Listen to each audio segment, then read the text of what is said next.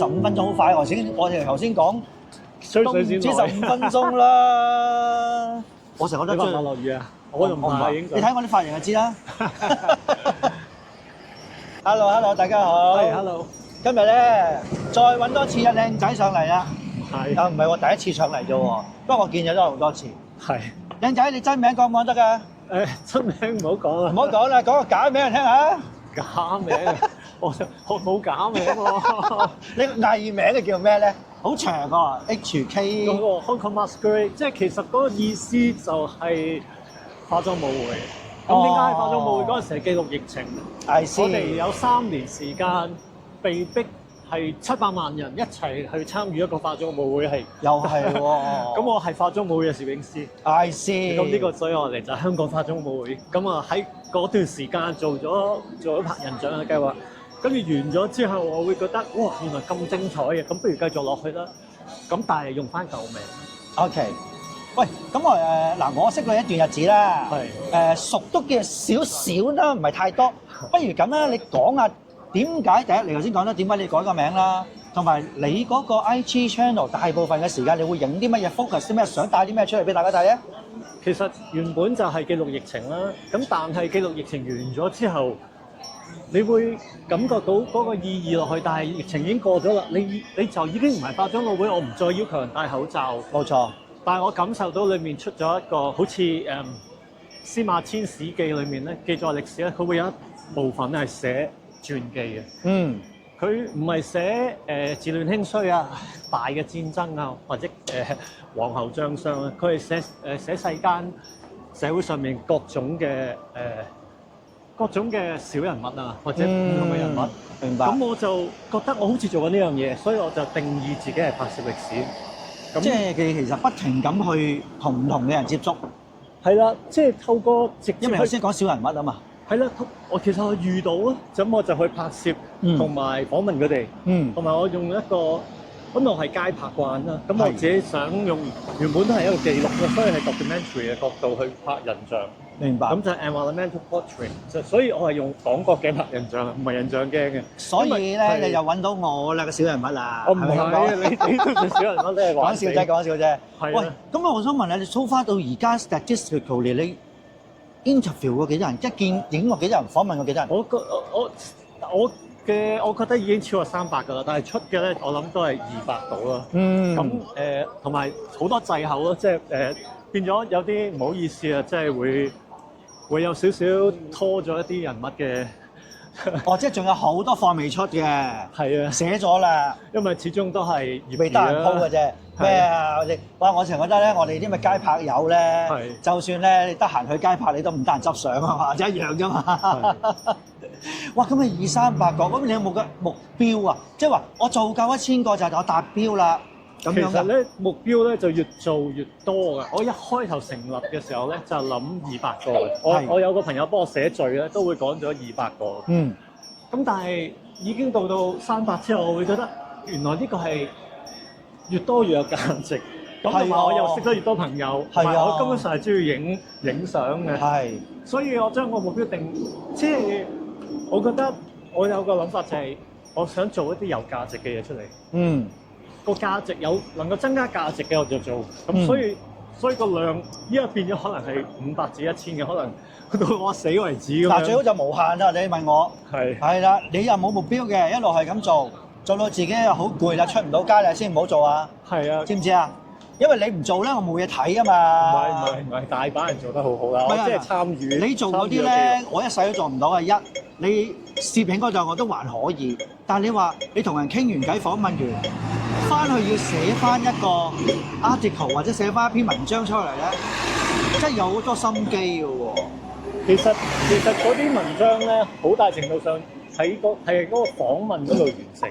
我自己覺得，因為個結構已經好清楚。我問嚟問去，我發覺我原本我唔知會問啲乜，但係我發覺原來我嘅 interest 係會真係想了解佢成個生平啦，佢嘅理想啊，佢遇到嘅艱難啦。有啲問題我一定問嘅就係你依家開唔開心？如果你話開心，我會問係咪會再你。你上次有問我開唔開心咩？有，我答案係我要記翻先，我哋肯定係開心啦。我開心因為同你傾偈啫嘛，你明唔明？即係變咗呢啲 pattern，我會覺得同埋我只係依書直説咯。我係唔會自己作嘢啦。咁所以我就唔難嘅意思就係、其實我唔使 apply 個 mind 咁多嘅，我只係執翻啲字出嚟，將個錄音執翻啲字出嚟，然之後編排出嚟。其實根本啲內容咧已經係我嘅思想同埋對方嘅對話。冇錯。其實幾次我而家拍呢條片啦，即係我哋同你傾偈，其實都係想睇下你後面有啲咩 story 啊，或者少出內心世界，你點解要影相啊？我都盡量唔會剪甩咩字㗎啦，除非真係有啲嘢出唔到街嘅啫，就盡量就原汁原味，等大家可以聽到我哋傾偈嘅內容啦，同埋你可以了解啲朋友仔、其他朋友仔攝影師嘅即係攝影嘅可能習慣啊、初衷啊、目標啊，咁從而就係齋睇佢相嘅時睇唔到咁多嘢㗎嘛。即係我似好睇你啲相，張相都好靚㗎。張相就唔係。其實我甚至乎咁講，我唔追求靚㗎啦，因為我係重視個價值咯，同埋個意義咯。冇錯，即係我一開頭開始揸相機嘅時候係25美寸。咁嗰陣時玩嘅、參加嘅或者學嘅就係沙龍。咁嗰啲擺明係要求靚啦。咁其實20幾年咧，你乜都影過之後，你知道自己中意啲咩咧？咁我知道我唔係中意靚咯，因為譬如靚，其實你好多明信片都已經好靚啦。我覺得唔係，我再製造一個我嘅 version 出嚟，喺我自己嘅價值裏面，我會覺得我想追係我獨特嘅嘢，我自己嘅風格，或者係我覺得有價值嘅。依家我覺得呢種咁樣嘅拍攝歷史啊、生命旅行啊，我會覺得我好滿足啊。所以我反而唔係咁重視，而且仲有價值咯。係啊，個價值唔係個靚唔靚嗰個層面。但係呢度有一個挑戰嘅，因為你拍人物咧，其實調翻轉咧，你拍我啊，你影到我唔靚啊，你話好有價值啊，我都唔制嘅。咁所以我係要有一個壓力，就係究竟人物會唔會接受？所以不過好在我一做咗咁多，啲人都會睇到，其實我係做影緊啲咩相，希望佢哋明白。我唔係特登影靚你，但係我會盡量影靚你，但係真實下先。我留意到咧，通常都會同個嘉賓傾咗偈，可能飲咗茶，而家先去影相㗎嘛。其實嗰個溝通完之後，對你影相捕捉嗰個方法啊，或者嗰個超重要，有重要喎，係咪？我就想知道呢樣嘢，應該係重要好多。因為我係影眼睛。咁個眼神個 story，我點樣先至？譬如我一嚟到3唔識七。去影你，即刻就影，拿相機，你即刻咪錯個樣俾我咯。如果我影模特兒嘅話，佢有個必殺5個動作咯。係啊，做晒出嚟俾你啦。咁我影嘅出唔出到佢個人咧？所謂拍攝靈魂點樣拍咧？邊有可能？所以我第一件事，我要求佢諗一個對佢有意義嘅地方。去到嗰度已經增加咗佢出翻去自己嘅嘢度。OK。然之後我都唔掂個相機，我即刻同佢傾偈。盡可能去了解佢嘅情況。明白。咁其實咧，我影嘅係點解？某程度我一發現啦，其實調翻轉發現，我係影緊自己。點解咧？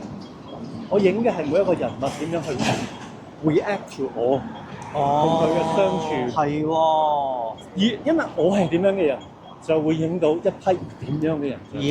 而家同佢溝通完之後，你影響緊佢噶嘛？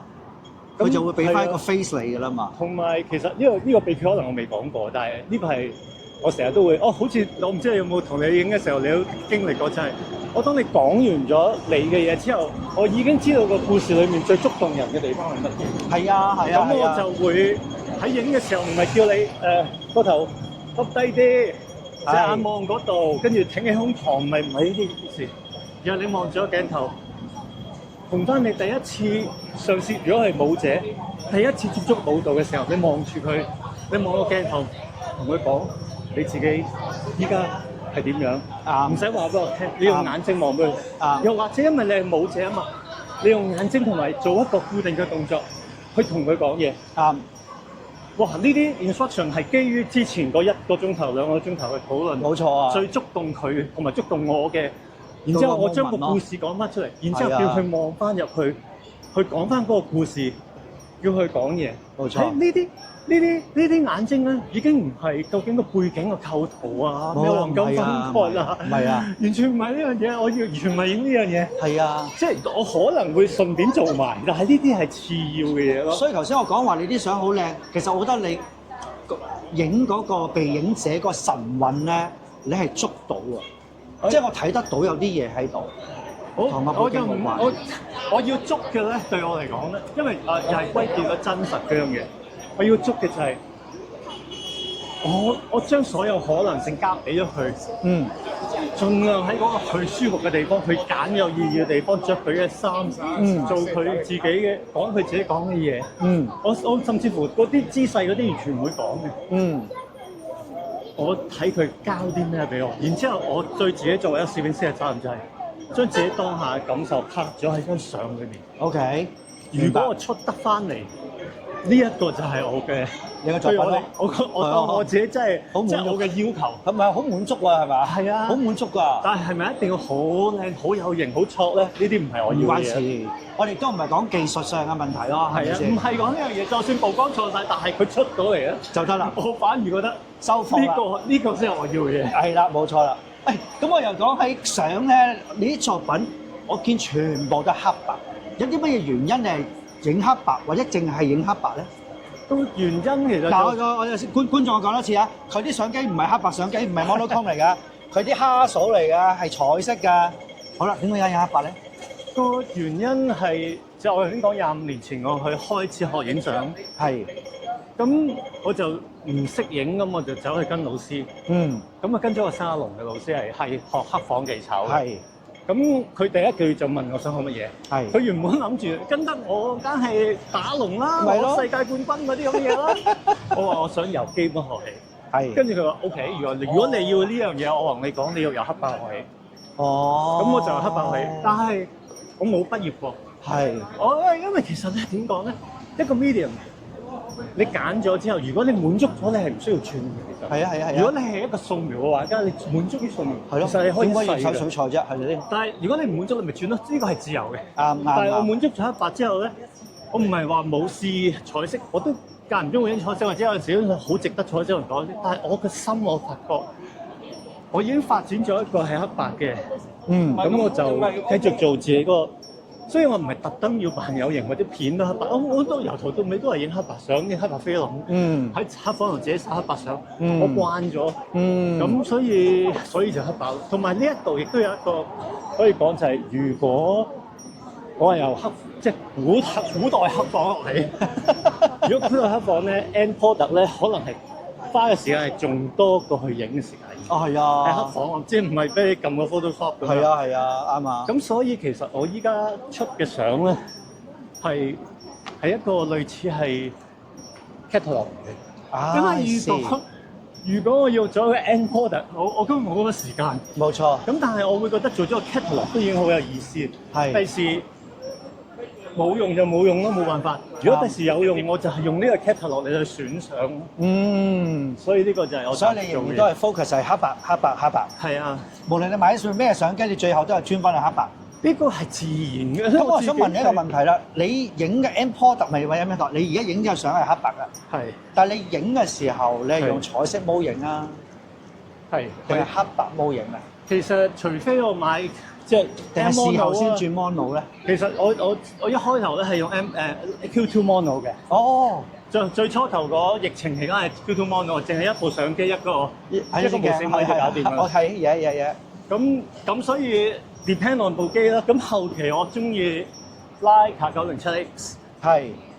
907X 吸引我地方，其實 Leica 907X 尤其哈蘇 907X， 哈蘇 907X 靚仔。一開頭50C。同埋100C 啦，後期係其實佢轉黑白係唔夠 Leica 嘅 mono 靚，即係 Leica mono 係好鬼靚嘅，係梗係啦。即係我覺得，但係點解我會覺得我好吸引907X 咧？你頭先話靚仔，其實我因為我要捉到嗰個人物嘅真實神韻咧，其中有一個好有用嘅就係佢想你幫佢影，因為佢都 curious。你嗰部咩機嚟㗎？我想你影嚟睇下係點啊！喂，淨係多咗呢一樣嘢咧，我未見過，放鬆咗自己好多。你部機咁得意嘅，你家大師嚟咯。即係呢個部機唔係 for 我用㗎。for 我自己感受。你個 audience，我去睇啦。係啦。就算我喺街邊邀請個人，我揸907X，係會令到對方，喂，不如可唔可以同我影啊？喂，幾得意喎！好啊，你明唔明啊？但係佢，因為我係基於 curiosity，冇錯。我邀請人同埋去影佢，我佢影到咩出嚟？你嘅精神係咩咧？你嘅靈魂係點樣？俾到咩眼神我？但係佢喺嗰一刻，而唔係覺得咩啊一個麻甩佬走嚟要我影相，而係佢話：咁得意啊！你部相機，俾你影下我睇下咁樣。大家互相都係 curious 嘅時候咧，喺影人像係好有用，所以我就醉心咗喺907X。明白。嗱，咁大家記住啦，如果要影靚女就要揾架靚相機咯。如果唔係咧，就冇靚女俾你影㗎啦。係。哇！我哋講10幾分鐘㗎啦，咁啊真係要停一停先啦。係啦，可能今次我哋要拜拜先，我哋可能要另一集再開多次啦。好。咁啊，好多謝大家嘅收看。好，拜拜。拜拜。